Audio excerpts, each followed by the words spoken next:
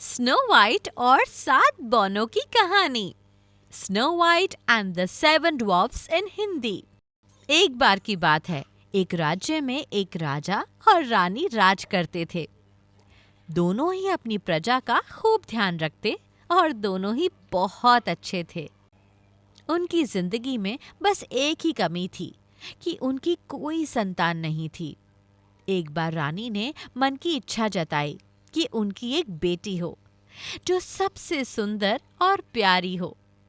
कुछ सालों बाद रानी की ये इच्छा पूरी हुई और उन्होंने एक सुंदर सी बेटी को जन्म दिया, जिसका नाम उन्होंने स्नो वाइट रखा। पूरे राज्य में खुशियां ही खुशियां थी, लेकिन ये खुशी ज्यादा दिनों तक नहीं रह सकी। कुछ दिनों बाद जब राजा और रानी जंगल में घूमने गए, तो एक जादूगरनी ने मौका पाकर रानी को चिड़िया बना दिया और अपने पास पिंजरे में कैद कर लिया। रानी के अचानक गायब होने से राजा को लगा कि रानी की मौत हो गई। राजा बहुत दुखी हुए और उन्होंने स्नो वाइट की देखभाल और माँ के प्यार के लिए दोबारा शादी कर ली। लेकिन जिससे उन्होंने शादी की वो वही जादूगरनी थी जिसने रानी को चिड़िया बनाकर कैद कर लिया था। उस जादूगरनी ने रूप बदलकर राजा के साथ शादी की थी। उसकी चिड़िया को देख स्नो वाइट बहुत खुश हुई और उसने वो चिड़िया उससे मांग ली, इस बात से अनजान कि वो चिड़िया उसकी माँ ही है। स्नो वाइट उसे बहुत प्यार से अपने पास रखती। उस जादूगरनी को स्नो वाइट के रूप से बहुत जलन थी। वो चाहती थी कि पूरी दुनिया में सबसे खूबसूरत वही हो।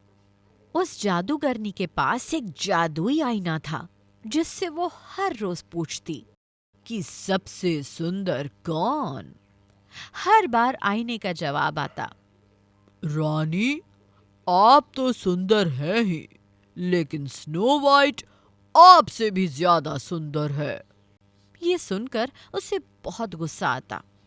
एक दिन उसने फैसला कर लिया कि वो स्नो वाइट को मार डालेगी। इसके लिए उसने एक मंत्री को बुलाया और उससे कहा, जाओ, जाकर स्नो वाइट को मार डालो। मंत्री डर गया और स्नो वाइट को जंगल में ले गया, लेकिन उसे मार न सका। उसने स्नो वाइट को सारी बात बता दी और उससे भाग जाने के लिए कहा। स्नो वाइट बहुत दुखी हो गई और वहां से भाग गई। मंत्री ने वापस आकर झूठ बोल दिया कि उसने स्नो वाइट को मार दिया है। जादूगरनी बहुत खुश हुई। उधर स्नो वाइट जंगल में भटक ही रही थी कि उसकी नजर एक छोटी सी झोपड़ी पर गई। वो उस झोपड़ी में चली गई। वहां उसने देखा कि बहुत छोटी छोटी 7 प्लेटें लगी हुई हैं और उसमें कई तरह के भोजन हैं। स्नो वाइट को बहुत भूख लगी थी, तो उसने हर प्लेट में से थोड़ा थोड़ा भोजन कर लिया। फिर उसकी नजर वहां लगे 7 बेड पर पड़ी। स्नो वाइट को नींद भी बहुत आ रही थी, तो वो आराम करने का सोचकर एक बेड पर लेट गई। लेटे लेटे उसे नींद आ गई और वो सो गई। तभी थोड़ी देर बाद वहां 7 बौने आए। उन्हें अंदाजा लग गया था कि वहां जरूर कोई आया है। जैसे ही उनकी नजर स्नो वाइट पर पड़ी, उसकी खूबसूरती देखकर बौने उसे देखते ही रह गए। तभी स्नो वाइट की नींद खुली और उसने डरते हुए बौनों को सारी बात बताई। बौने उसकी बात सुनकर चौंक गए और उन्होंने कहा, स्नो वाइट, अगर तुम हमारे लिए हमेशा अच्छा खाना बनाओगी और हमारे घर का ख्याल रखोगी, तो तुम हमारे साथ रह सकती हो। स्नो वाइट ने उनकी बात मान ली और सब खुशी खुशी रहने लगे। एक दिन उस जादूगरनी ने फिर से अपने जादुई आईने से पूछा कि सबसे सुंदर कौन। इस बार वो बहुत खुश थी कि स्नो वाइट के मरने के बाद आईना उसी का नाम लेगा। लेकिन अफसोस, ऐसा कुछ नहीं हुआ। आईने ने फिर से कहा, रानी, आप हो सबसे सुंदर, लेकिन आपसे भी सुंदर है स्नो वाइट। रानी ये सुनकर बहुत हैरान रह गई और उसे सारी बात समझ में आ गई कि मंत्री ने उसे धोखा दिया है। फिर आईने ने उसे बताया कि स्नो वाइट बोनो की झोपड़ी में रहती है। ये सुनने के बाद जादूगरनी ने तरकीब निकाली। उसने जादू से जहरीला सेब बनाया और उसे स्नो वाइट को खिलाकर उसे हमेशा के लिए सुलाने का सोचा। वो अपना रूप बदलकर स्नो वाइट के पास पहुंची। उसने स्नो वाइट को सेब खरीदने के लिए कहा और खरीदने से पहले उसे चखने के लिए वो जहरीला सेब दिया। स्नो वाइट उसे बूढ़ी औरत समझकर मना नहीं कर सकी और उसने वो जहरीला सेब चख लिया। सेब चखते ही स्नो वाइट की तबीयत बिगड़ने लगी और उसी बीच वो जादूगरनी अपने असली रूप में आ गई और स्नो वाइट के सामने हंसने लगी। स्नो वाइट अपनी सौतेली माँ को देखकर हैरान रह गई और गहरी नींद में चली गई।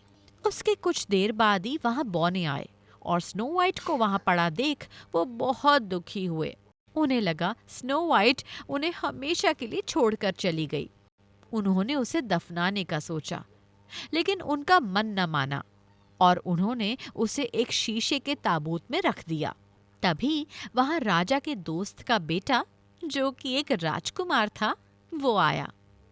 स्नो वाइट को देखकर वो चौंक गया और बहुत दुखी हुआ।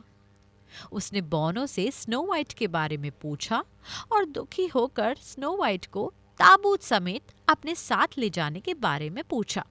सारे बौने बहुत दुखी हुए। उन्होंने ताबूत का शीशा खोला और राजकुमार ने स्नो वाइट पर प्यार जताते हुए उसके हाथ को चूम लिया। इतने में स्नो वाइट को होश आ गया।